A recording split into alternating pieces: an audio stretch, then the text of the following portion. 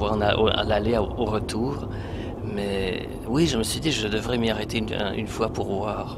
Mais il faudrait que ça soit au printemps parce qu'il faut que les sureaux soient en fleurs.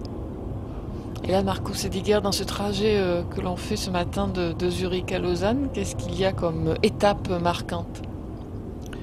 Eh bien, on passe, le premier arrêt, c'est Haro. Et c'est là, c'est quand même une ville qui m'a beaucoup marqué parce que c'est là que je suis allé au lycée. C'est là que j'avais un prof de français qui m'a tout donné pour la littérature, en tout cas pour la technique en poésie. Il était lui-même poète et c'est lui qui m'a enseigné la versification classique. Parce que la première fois où je l'ai présenté un poème, il était un peu effrayé, il m'a dit « Ah non, mais ça, on ne peut pas faire comme ça ». Et puis il m'a vraiment inculqué la versification, il m'a dit « Ça, on peut le faire, ça, non, là, il y a un hiatus, et là, il y a ça, et là, ça ne va pas, etc. » Et peu à peu, en discutant et en me faisant corriger, j'ai commencé à apprendre la versification classique que j'utilise toujours. Pourquoi?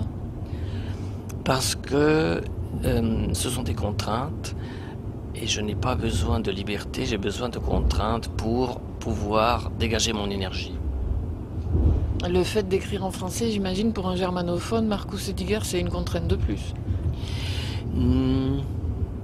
Non, c'était une conquête.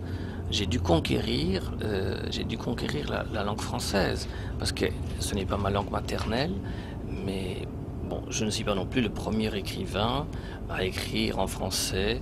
Il y a toute une génération, n'est-ce pas, de Ionesco à Beckett à...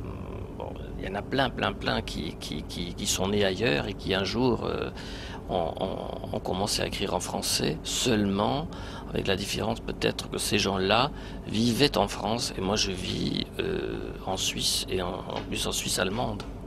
Oui. Alors justement, qu'est-ce que ça change? Je suis tout seul peut-être, c'est peut-être d'être tout seul à Zurich avec la langue française. Je ne connais personne qui soit dans la même situation. Mais qu'est-ce que ça vous apporte à vous fondamentalement? Pourquoi un germanophone qui vit dans la zone germanophone a besoin d'écrire en français? Mais ce sont des histoires d'amour.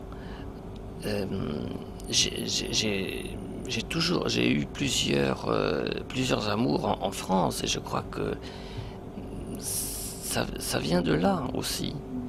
Cet amour de la langue française, j'ai lu très très tôt, à 16 ans, 17 ans.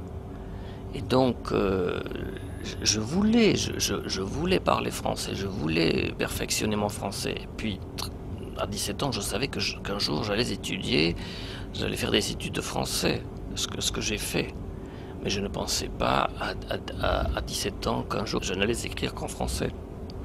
Je me suis dit, bon, je vais peut-être écrire des pièces de théâtre, je vais écrire peut-être des romans, et puis la poésie sera comme ça, un autre genre. Eh bien non, tout ce qui m'est resté à la fin, c'est la poésie en langue française, aussi parce que justement, en tant que traducteur en allemand, j'arrive à une certaine saturation de langue allemande parce que je traduis en allemand d'autres univers. Des pensées, les phrases des autres. Donc j'arrive difficilement à imposer mon propre univers en allemand. Il faudrait peut-être arrêter de traduire Marcus Ediger et puis prendre le transsibérien par exemple pour arriver à nous sortir un roman en allemand. Non, je ne veux plus écrire en allemand. Je ne sais pas quoi dire parce que, n'est-ce pas, j'ai 50 ans, ça fait 30 ans que j'écris en français et ça fait plus de 20 ans que j'ai laissé tomber l'allemand. Et je ne sais pas, peut-être qu'un jour j'écrirai de la prose, mais même ça je ne le crois pas. Je vais peut-être, dans toute ma vie, je vais peut-être faire encore 2 livres de poèmes et c'est tout. Parce que chez moi, il faut beaucoup de temps. Il faut beaucoup de temps d'un recueil à l'autre, ça fait 12 ans.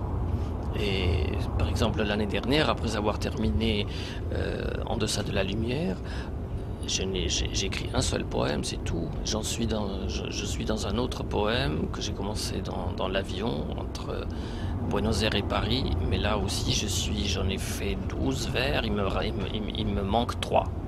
Là ça fait déjà depuis 3 mois que je suis dans ce poème-là, qui est comme une cantilène dans ma tête, mais je n'ai pas encore réussi à le finir. Donc il faut suivre ses instincts, et mon instinct me dit que c'est ma voix, c'est ma voix. Ça, j'ai vraiment écrit dans ce... Vous l'aviez reçu, non, celui-là? Il me semblait, Marcus Ediger, que le français était pour vous aussi la langue de l'intimité, comme quelque chose d'un peu secret qui n'appartient qu'à vous. Oui, tout à fait.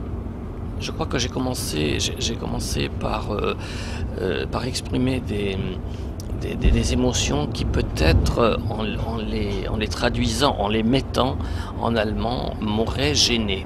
Mais vous nous avez dit tout à l'heure que le français était aussi tout simplement la langue de vos premières amours, et c'est vrai que les premières amours, et en tout cas les amours mortes, sont très présentes dans votre dernier recueil de poèmes. Oui, bien sûr, parce que c'est le vécu. J'ai perdu au fil des ans, comme tout le monde. J'ai perdu des amis, j'ai perdu ma mère, j'ai perdu ma grand-mère. Mais maintenant, évidemment, grâce à l'écriture, ces personnes qui sont devenues des personnages revivent. Donc en relisant ou en jetant un œil dans mon livre, je retrouve ma grand-mère vivante, je retrouve mon grand-père vivant, je retrouve ma mère vivante, je retrouve mon ami, celui avec un A majuscule, je le retrouve vivant, en tout cas par fragments. Et même s'il y a beaucoup de morts, mais je vois tout ça plutôt du côté de la lumière. Et pourquoi ce titre alors, En deçà de la lumière? Ah, parce que justement ça revient dans un poème où je parle des sœurs de ma mère, donc de mes tantes. Et à un moment donné, je dis, moi qui suis encore en deçà de la lumière. Ça veut dire qui suis encore de ce côté-ci de la lumière, c'est-à-dire dans le monde des vivants, alors que mes tantes, ma mère, et tous ces personnages sont de l'autre côté de la lumière. Voilà, ça c'était pour En deçà de la lumière. Et vous écrivez pour qui, Marcus Ediger? J'écris pour moi. D'abord, il faut que ça me parle à moi, que je réussisse à saisir quelque chose, à retracer quelque chose. Pour moi, une émotion perdue, ressuscitée. Et puis après, je partage ça avec d'autres personnes parce que j'ai aussi des doutes, n'est-ce pas? Comme je n'écris pas dans ma langue, je crois que c'est le doute qui vous fait grandir, ce n'est pas les certitudes. Donc je montre un poème à une amie, à un ami, et je lui dis, écoute, ça et ça, est-ce que tu trouves est-ce qu'on peut dire comme ça? Est-ce que c'est bon? Est-ce qu'on comprend? Etc. Donc je cherche aussi quelqu'un d'autre, enfin un locuteur ou un interlocuteur. Et puis des fois on me dit, oui, mais là il faut peut-être penser là. Et quand après je cherche d'autres solutions. C'est comme en traduction, je donne un texte, mais après il y a quelqu'un qui relit, qui me dit, tiens, là il y a ça, là il y a ça, il y a ça, et puis il faut corriger. Mais nobody's perfect. Non, mais cette question, parce que je suis un peu étonnée finalement. Vous nous parlez beaucoup dans ce recueil de poèmes, effectivement, et de vos mères et de vos tantes, et puis de votre grand-mère qui est très présente aussi. Et en même temps, en écrivant en français, vous avez délibérément choisi d'écrire des poèmes dans une langue, des poèmes qu'elle n'aurait pas pu lire finalement. Oui, ma mère elle était encore vivante quand mon premier livre est sorti.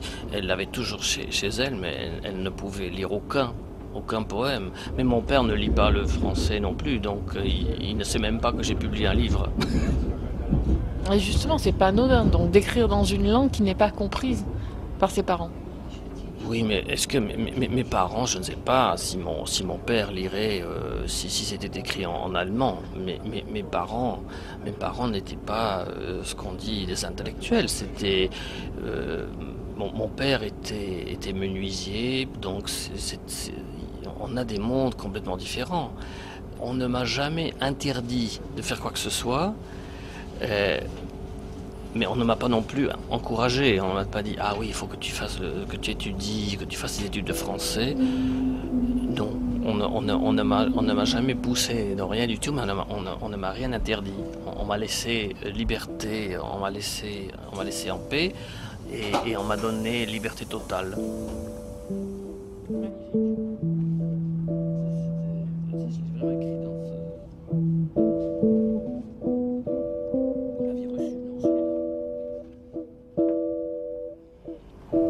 Alors, qu'est-ce qu'on a d'autre à dire sur ce voyage maintenant qu'on arrive à la fin de l'interview? On a dépassé Bienne.